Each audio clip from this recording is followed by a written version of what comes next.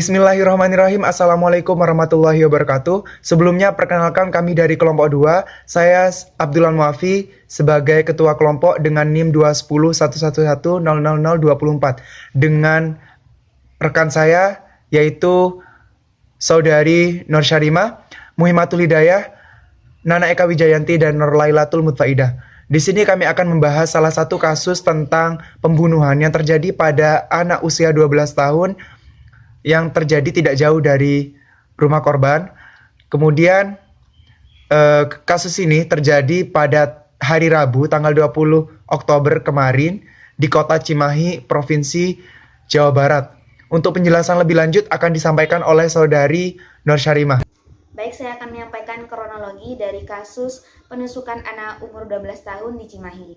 Pada Rabu 20 Oktober 2022 malam, seorang anak berinisial PS, umur 12 tahun, tewas setelah ditusuk oleh pria yang tidak dikenal.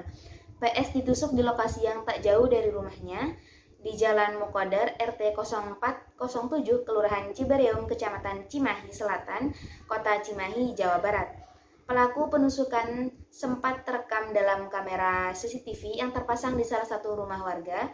Dari rekaman tersebut, polisi langsung mencari pelaku hingga motif dari aksi penusukan. Dikutip dari kompas.com, paman korban, Gali Pertama, usia 30 tahun, menjelaskan aksi penusukan itu bermula saat PS bersama teman-temannya pulang mengaji sekitar pukul 18.30 waktu Indonesia Barat Rabu malam. PS bersama teman-temannya pulang melalui jalur sedikit memutar agar bisa berjalan bersama dengan temannya. Sesampainya di persimpangan menuju rumahnya, PS terpisah dengan temannya. Tanpa sadar ada seorang pria yang menikam menggunakan senjata tajam dari arah belakang, ungkap Galih saat ditemui di rumah duka. Korban yang ketakutan berlari menuju arah rumahnya. Ia mampu berlari sekitar 150 meter dari lokasi penusukan hingga akhirnya tumbang dan kehabisan darah. Korban tergeletak tak jauh dari rumahnya. Ia ditemukan oleh tetangga, kemudian tetangga langsung melapor ke keluarga, ujar Gali. Sekian, penjelasan selanjutnya akan dijelaskan oleh saudari Nurlailatul Mutfaidah. Baiklah, akan saya lanjutkan. Motif dari pelaku penusukan anak usia 12 tahun yang berinisial PS oleh pelaku yang bernama Ical adalah pelaku merasa sakit hati karena diejek oleh temannya karena tidak mempunyai HP di zaman tahun 2022 ini. Tanpa berpikir jernih, akhirnya Ical memilih jalan yang instan. Ical kemudian pergi berkeliling dengan membawa sebilah sangkur dan pada akhirnya menemukan PS di tempat sepi yang menjadi sasaran. Pelaku langsung menikam korban dengan sangkur yang sudah dibawa. Setelah menikam korban, pelaku menggeledah tas korban namun tidak menemukan HP. Begitupun saat memeriksa tubuh korban, pelaku juga tidak menemukan HP.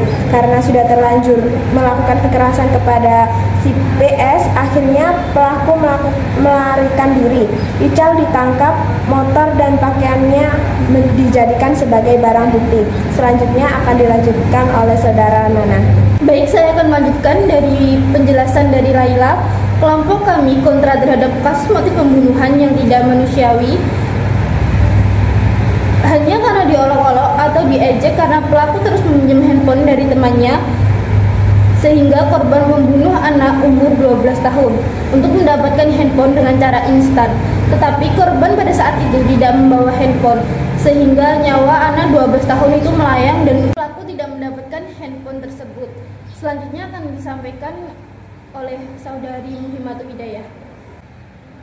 Baik, di sini saya akan menyampaikan akhir dari kasus tersebut berdasarkan bukti permulaan yang cukup disertai tersangka pelaku penusukan anak di Cimahi diduga melakukan tindak pidana pembunuhan berencana. Pelaku juga melakukan pembunuhan disertai delik atau pencurian dengan kekerasan yang mengakibatkan anak tersebut meninggal. Untuk itu, tersangka akan dikenakan pasal berlapis, pasal 340 KUHP junto, pasal 339 junto, pasal 338 junto, pasal 365 ayat 3 KUHP. Kemudian junto pasal 80 ayat 3 Undang-Undang Nomor 17 Tahun 2016 tentang perubahan kedua atas Undang-Undang Nomor 23 Tahun 2000. tentang perlindungan anak dengan ancaman maksimal pidana mati dan minimal 20 tahun penjara.